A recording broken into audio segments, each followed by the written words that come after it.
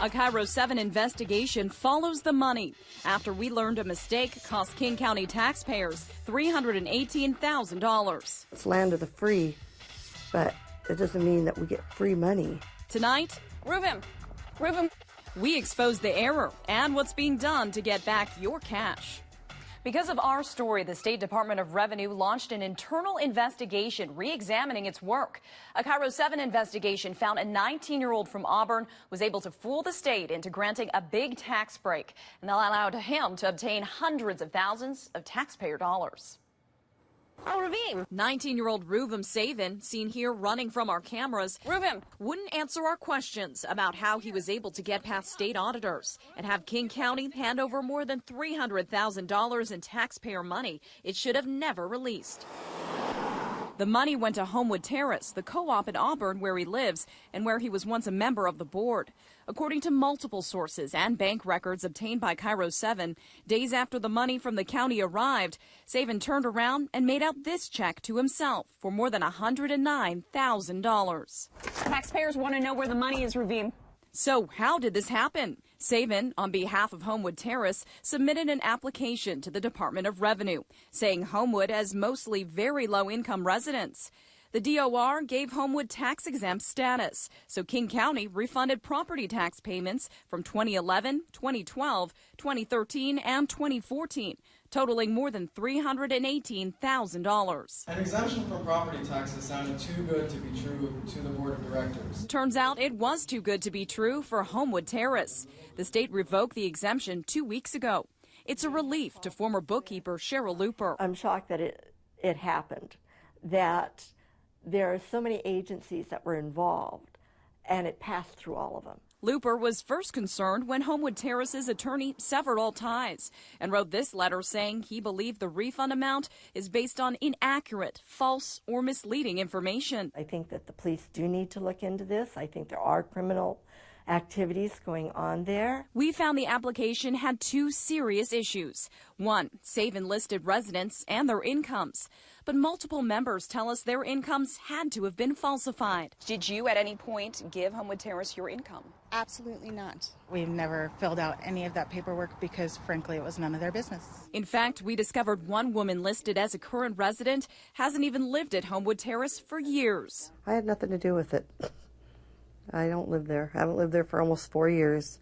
But Debbie Gaines is right here, listed for 2012, 2013, and 2014. It was false information. The second issue, the application was approved, but Homewood Terrace never qualified because it doesn't have 501c status through the IRS. The Department of Revenue owns up to making a mistake. How did the application get approved by the Department of Revenue without that required letter?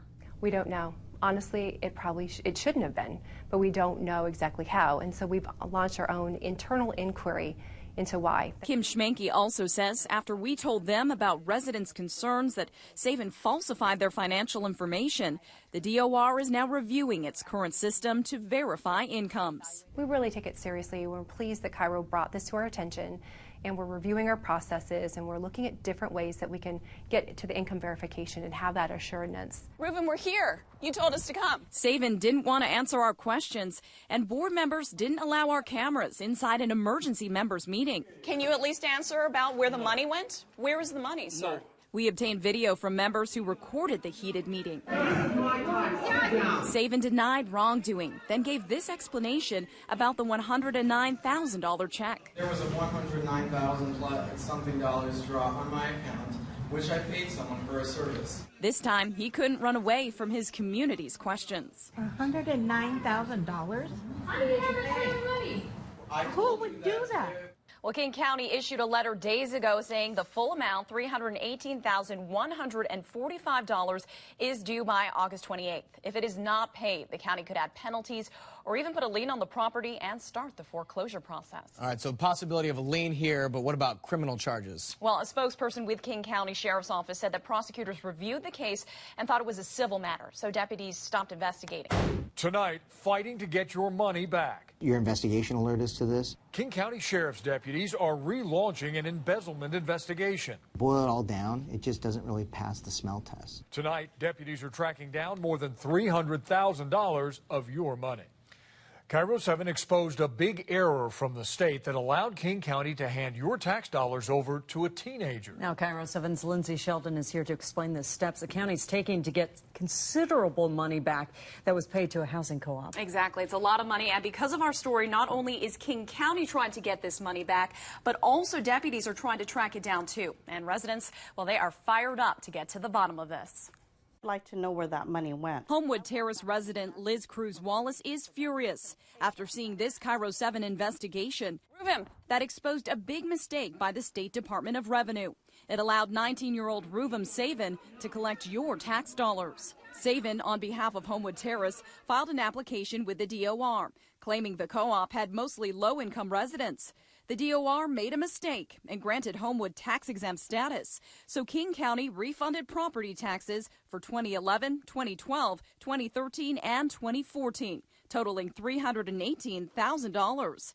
And according to multiple sources and bank records obtained by KIRO 7, Savin then made out this check to himself for $109,000. Reuben, what justifies you to receive $109,000? Today, King County Sheriff's Office told us it was restarting its investigation, which had been put on hold after detectives and the prosecuting attorney's office decided it was likely a civil matter. Sergeant Stan Sayo says that view changed after our story exposed the state's error and prompted the county to recall the money. Your investigation and providing that, I think, really helped, shed some light and probably bring up some additional issues on what in fact transpired. Sayo is asking residents to provide any information that might help detectives determine whether anything criminal played out. It just doesn't really pass the smell test. I mean, there's something fundamentally wrong with how this looks. Reuben, we're here. You told us to come. Savin didn't want to answer our questions when we tried to talk to him last week. King County spokesperson Cameron Satterfield says Homewood Terrace has until August 28th to return the money, which pays for county programs like public health, courts, and jails. Even though that this was either an error or just an oversight or whatever by the Department of Revenue, it's up to us to go ahead and get that recovered and make the taxpayers whole. If it's not paid back, at least in part, the co-op could go into property tax foreclosure by next year. Do we have enough to pay this back? A fact that worries Liz Cruz Wallace. I am very, very angry that I may be placed in a position where I'm going to lose my home. Well, we talked to Savin by phone today, and he said he did not have time for an on-camera interview, but still denied any wrongdoing. So, Lindsay, did he say what happened to that $109,000 check made out to him? Well, 2 weeks ago, he said he paid out a tax consulting company from his own account and then repaid himself. But searching business license records, we found that company was created after he had paid himself. Of course, we're going to keep digging and keep you posted. Lots of questions still remain unanswered. Good job, Lindsay.